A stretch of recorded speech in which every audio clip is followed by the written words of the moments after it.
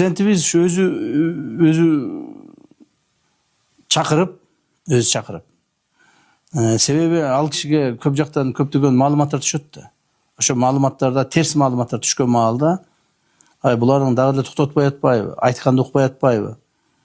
Мына бир жолу отуруп чыкты, төлөп чыкты, жана башка болду, токтобой атпайбы? Буларды чакырып туруп бир айтыш керек деп өзү чакырып туруп айткан. Мен ошол айткан жерде болгом. Ошол жерде президент айткан: "Эми жигиттер, акыл эсиңер бар.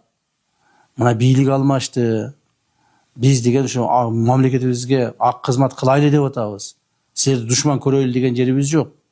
Ак кызмат кылайлы деп атабыз. Силер да бизге колуңардан келсе жардам бергиле, колуңардан келбесе бизге тоскоолдук кылбагыла" деп айтканы бар.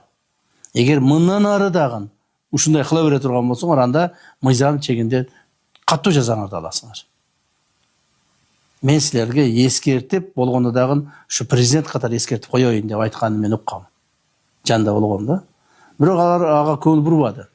Алар ойлоду чамасычы. Эми бардык эле президенттер ушинтип сүйлөйт. Бардык эле президенттер ушинтип айтат, бирок ишке келгенде андай кылбайт деди да. Бирок алар ошол Садыр Нуркожоевичтин айткан сөзү менен кылган иши дал келишин булар сезбей калышты да.